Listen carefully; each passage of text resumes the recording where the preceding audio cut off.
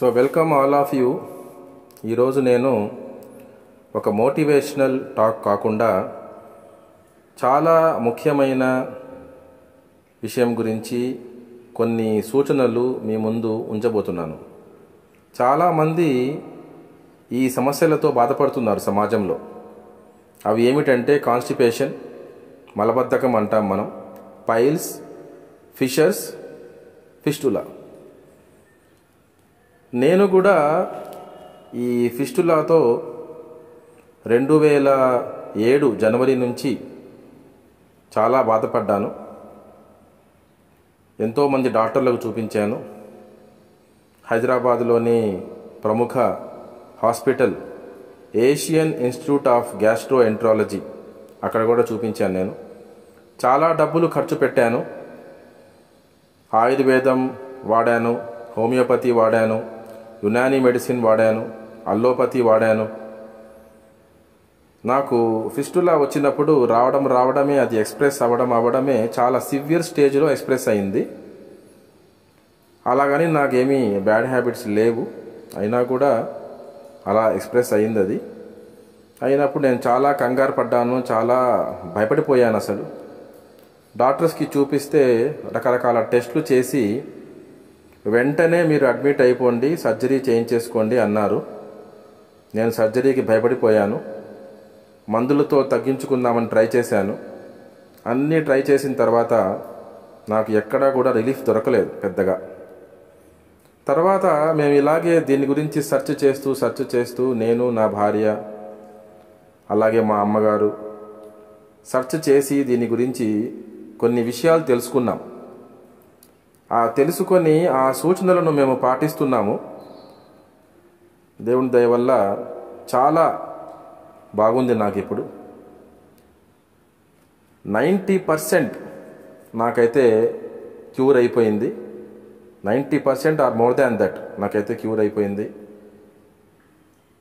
నేను ఫాలో అయిన life style ఏంటి, ఇన్నాళ్ళు 2007 నుంచి నేను చేస్తుంది ఏంటి, నేను ఏ సూచనల్ని ఫాలో అవుతున్నాను మీ ముందు ఉంచబోతున్నాను.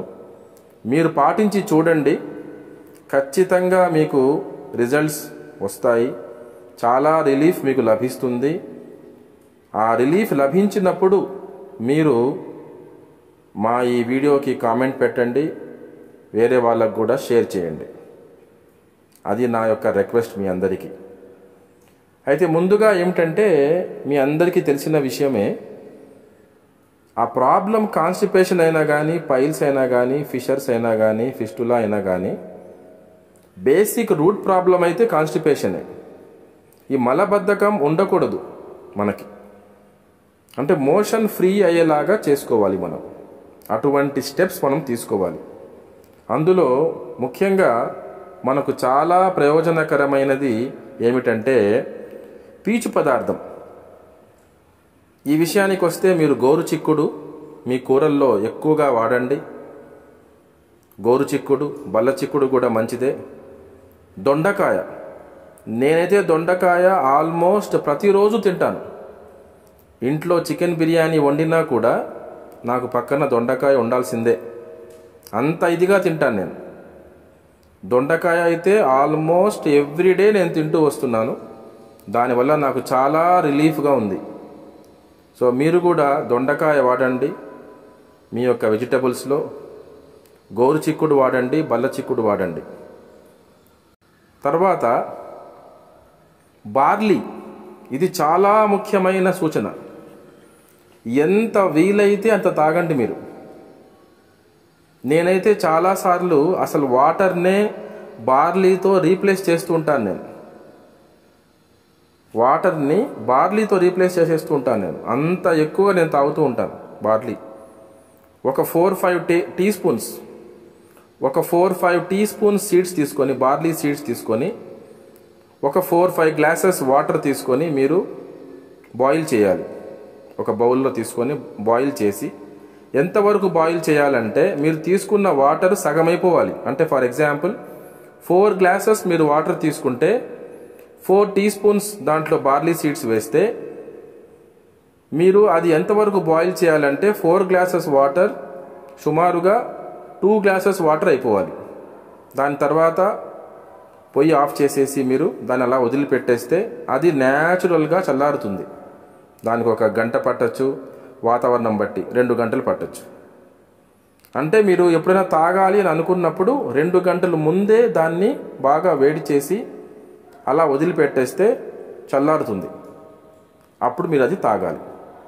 రాత్రి పడుకునే ముందు ఖచ్చితంగా 1 లేదా 2 గ్లాసులు బార్లీ వాటర్ తాగాలి. మీకు టేస్ట్ కోసం కావాలంటే ప్యూర్ హనీ మీరు వాడండి, చాలా మంచిది. ప్యూర్ హనీ మీరు వాడండి, చాలా మంచిది. అది ఈ బయట దొరుకుతున్న వేరే డిఫరెంట్ కంపెనీస్ యొక్క హనీ అయితే అది డూప్లికేటే, అది నిజంగా ప్యూర్ హనీ కాదు. మీకు ఎవరికైనా ప్యూర్ హనీ కావాలన్నా కూడా నాకు నా ఈమెయిల్ ఐడి మీకు పెడతాను నేను డిస్క్రిప్షన్లో. నాకు మెయిల్ చేయండి మీ అడ్రస్తో పాటు, నేను మీకు పంపించే ప్రయత్నం చేస్తాను. ప్యూర్ హనీ టేస్ట్ కోసం అంటే 1 గ్లాస్ బార్లీ వాటర్కి 1 టీ స్పూన్ ప్యూర్ హనీ కలుపుకొని టేస్ట్ కోసం మీరు వాడచ్చు. బార్లీ చాలా మంచిదండి. పల్చని మజ్జిగ మంచిది. పల్చని మజ్జిగ కూడా తాగుతూ ఉండండి, బాగా పల్చగా చేసుకొని. అలాగే బార్లీ కూడా తాగుతూ ఉండండి. ఎంత తాగితే అంత మంచిది. 4 టీ స్పూన్లు కాకుండా 5 వేసుకున్నా 6 వేసుకున్నా ఇబ్బంది ఏమి లేదు. చిక్కగా ఉంటుంది అంతే. చిక్కగా ఉంటే ఇంకా మంచిదే, ఇబ్బంది ఏమి లేదు. సో కాబట్టి అక్కడ కరెక్ట్గా కొంచెము అంటే కరెక్ట్గా 3 స్పూన్లు పడ్డాయా 4 స్పూన్లు పడ్డాయా ఇంకొంచెం వేయాల్సిందా అని మనం కంగారు పడాల్సిన అవసరం లేదు. కొంచెం ఎక్కువ తక్కువ అయినా కూడా ఇబ్బంది లేదు. ఎక్కువైతే ఎప్పటికైనా మంచిదే, చిక్కగా ఉంటుంది అంతే. తర్వాత మీరు డైలీ తినేటప్పుడు ఫ్రూట్స్లో సీజనల్ ఫ్రూట్స్ తీసుకోండి. ఏ సీజన్లో ఆ ఫ్రూట్స్. వాటర్ మెలన్ అంటే పుచ్చకాయ, సపోటా, మోసంబి అంటే బత్తాయి, పైనాపిల్. ఈ యొక్క జ్యూసెస్ ఫామ్లో మీరు తీసుకుంటూ ఉండండి. పుచ్చకాయ డైరెక్ట్ జ్యూస్ కాకుండా తినే ప్రయత్నం చేయండి. సపోటా కూడా తినండి వీలైనంత వరకు. జామ పండు కూడా తినండి, గోవా ఫ్రూట్. జామ పండు కూడా చాలా మంచిది. దానివల్ల మనకి కాన్స్టిపేషన్ ఉండదు, మోషన్ ఫ్రీ అవుతుంది. తర్వాత ముఖ్యమైన విషయం ఏమిటంటే మీరు ఆహారం తీసుకునేటప్పుడు డైలీ మీకై మీరు చెక్ చేసుకోవాలి కొన్ని విషయాలు. అదేమిటంటే కందిపప్పు తింటున్నారు, ఇవాళ కందిపప్పు తింటే నా ఆరోగ్యం నెక్స్ట్ డే ఎలా ఉంది, నాకు మోషన్ ఫ్రీ అయిందా లేదంటే గ్యాస్ ఫామ్ అవుతుందా. అలాగే గోధుమ పిండి, అలాగే పెసరపప్పు, అలాగే కొబ్బరి మసాలా, పచ్చిదైనా సరే ఎండు కొబ్బరి అయినా సరే, వీటిని మీరు మీకై మీరే చెక్ చేసుకోవాలి. చికెన్ తింటే ఎలా ఉంది, మటన్ తింటే ఎలా ఉంది, ఫిష్ తింటే మోషన్ ఏమన్నా ఫ్రీ అవ్వడం లేదా, ఇబ్బందిగా ఉందా, మంటగా ఉందా మోషన్ అవుతున్నప్పుడు. సో మీరు మీకై మీరే ఇది చెక్ చేసుకోవాలి. మీరు కొందరికి ఏంటంటే కందిపప్పు పడదు, కొందరికి గోధుమ పిండి పడదు. సో అలాంటి వాళ్ళు ఏం చేయాలి, రొట్టెలు తినొచ్చు, పప్పు కూడా తినొచ్చు, కందిపప్పు కూడా తినొచ్చు, కానీ మోతాదు తగ్గించాలి, క్వాంటిటీ తగ్గించేసుకోవాలి. మరీ అంటే ఎక్కువ వేసుకోకుండా 1-2 స్పూన్లు వేసుకొని డ్రైగా తినాలి అన్నమాట. అంటే బాగా పల్చగా ఎక్కువ పప్పు వేసుకొని తినకుండా తక్కువ పప్పు వేసుకొని సరిపెట్టేసుకోవాలి. పక్కన దొండకాయ కూర పెట్టుకోవాలి, అది నంచుకోవాలి. అలా ఆలోచించండి మీరు. పెరుగులో కూడా, పెరుగన్నంలో కూడా నేనైతే గోరు చిక్కుడు కానీ దొండకాయ కూర కానీ నంచుకుంటాను నేను. అది నాకు చాలా వర్కౌట్ అయ్యింది. నేను చాలామందికి చెప్పాను కూడా ఈ చిట్కాలు. వాళ్ళందరూ కూడా సర్జరీ దాకా వెళ్ళి తర్వాత నేను చెప్పిన చిట్కాలు ఫాలో అయ్యి ఈ రోజున వాళ్ళకి చాలా రిలీఫ్ ఉందన్నమాట. వాళ్ళు చాలా హ్యాపీ ఫీల్ అయ్యారు.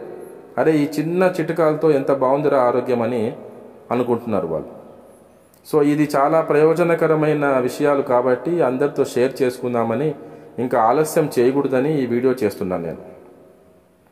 అలాగే మైదా పిండి, శనగపిండి, వీటికి బాగా దూరంగా ఉండండి. తింటే ఎప్పుడైనా ఈ బేకరీ ఐటమ్స్ కానీ బజ్జీలు కానీ ఇవి తింటున్నప్పుడు ఏంటంటే మీరు ఎప్పుడైనా తినండి అంతే, రేర్గా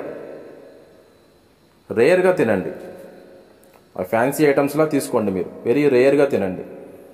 టెంప్టేషన్ ఉందనుకోండి మీకు బజ్జీ తినాలి, లేదంటే మైదా పిండి ఒక ఐటమ్ తినాలి, కేక్ తినాలి, బ్రెడ్ తినాలి, అలాంటిది ఏమన్నా ఉంటే, అటువంటి స్వీట్స్ కానీ ఏదైనా తినాలని అనుకుంటే తక్కువ మోతాదులో తినండి. Don't kill your temptation, satisfy your self with limited quantity and reduce the frequency. ఇది చాలా ముఖ్యం. అలాగే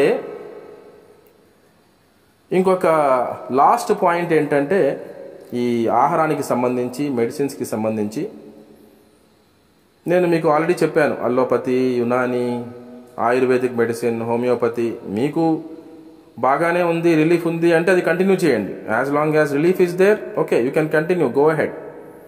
అయితే ఈ అల్లోపతిలో మాత్రము మొవికాల్ లిక్విడ్ ఒకటి ఉంది. మొవికాల్ లిక్విడ్ ఉంది, నేను మీకు ఫోటో పెడతాను, ఇమేజ్ పెడతాను. మొవికాల్ లిక్విడ్ మీరు వాడండి. అది ఎలా వాడాలి అంటే 25 ml మొవికాల్ లిక్విడ్ తీసుకోవాలి. ఒక గ్లాస్ ఇస్తాడు వాడు బాటిల్తో పాటు, దాంట్లో ఫస్ట్ 25 ml మొవికాల్ లిక్విడ్ వేసేయాలి. దాని తర్వాత 100 ml దాంట్లో వాటర్ కలిపి బాగా స్టిర్ చేసి కలిపేసి ఆ లిక్విడ్ అంతా వాటర్లో మిక్స్ అయిపోయిన తర్వాత అది తాగేయాలి. ఇది రాత్రి పడుకునే ముందు తాగేస్తే బార్లీ తర్వాత కానీ బార్లీ ముందు కానీ ఇబ్బంది ఏం లేదు. మీరు అది తాగేసి పడుకుంటే నెక్స్ట్ డేకి మోషన్ ఫ్రీ అయిపోతుంది.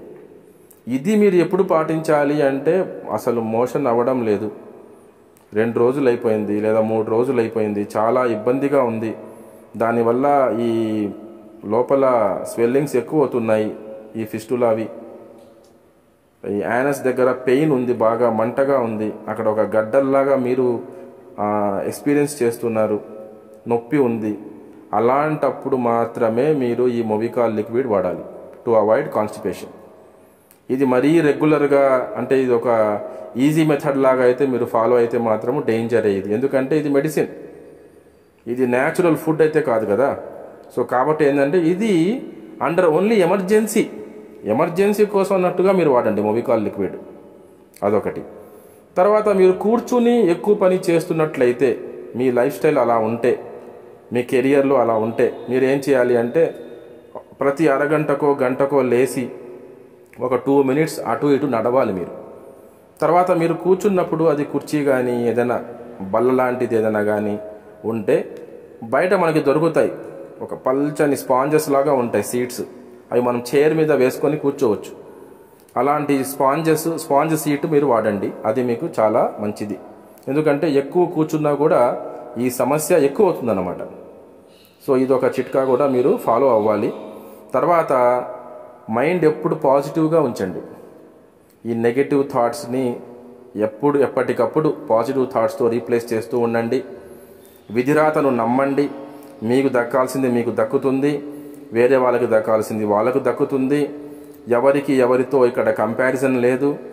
ఈ విషయం నేను మీకు ఎందుకు చెప్తున్నాను అంటే ఈ కంపారిజన్స్లో వాటిలో ఈ జెలసీ ఫీలింగ్లో, అసూయ, ఈ ద్వేషం, వీటిలో ఏమవుతుంది అంటే మన బాడీలో కొన్ని కెమికల్ రియాక్షన్స్ అవుతాయి. సో ఏ మోతాదులో రిలీజ్ అవ్వాలో ఆ ఎంజైమ్స్, హార్మోన్స్ ఆ మోతాదుకి తక్కువ కానీ ఎక్కువ కానీ అయినప్పుడు కూడా మనకు కాన్స్టిపేషన్ వస్తుంది, మన హెల్త్ డిస్టర్బ్ అవుతుంది. కాన్స్టిపేషన్ అలా కంటిన్యూ అయితే పైల్స్ కానీ, ఫిషర్స్ కానీ, ఫిస్టులా కానీ రావచ్చు. సో కాబట్టి ఏంటంటే మన మనస్తత్వం కూడా, మన యాటిట్యూడ్ కూడా చాలా ఇంపార్టెంట్. మనం ఫాలో అయ్యే విలువలు, మన విశ్వాసాలు కూడా చాలా ముఖ్యము. సో కాబట్టి ఏంటంటే నేను ఇవి ఫాలో అవుతున్నాను, నాకు ఆరోగ్యం చాలా బాగుంది, నాకు చాలా యాక్చువల్గా నాది క్రిటికల్ కేసు, చాలా క్రిటికల్ కేసు నాది. నేను అసలు చాలా భయపడిపోయాను, నేను చాలా ఏడ్చాను, ఎన్నోసార్లు ఏడ్చాను, బాధపడ్డాను, ఎవరికి చెప్పుకోలేకపోయాను ఈ సమస్యను. కాబట్టి ఏంటంటే అదే ఇది చాలామందికి ప్రయోజనకరంగా ఉంటుంది. నేను ఇన్ని సంవత్సరాలుగా వాడుతూ రిజల్ట్స్ నేను చూస్తున్నాను. నేను వేరే వాళ్ళకు చెప్పాను, వాళ్ళు కూడా చాలా మంచిగా ఫీల్ అయ్యారు, రిజల్ట్స్ వాళ్ళకు వచ్చాయి. కాబట్టి ఇది నిజంగా దీనికి ఒక వ్యాలిడిటీ అంటూ ఉంది అని చెప్పేసి నేను ఒక దృఢమైన నిర్ణయానికి వచ్చి అప్పుడు నేను మీకు ఈ విషయాలు చెప్తున్నాను. కాబట్టి I wish all of you good health, all the best, take care of your self.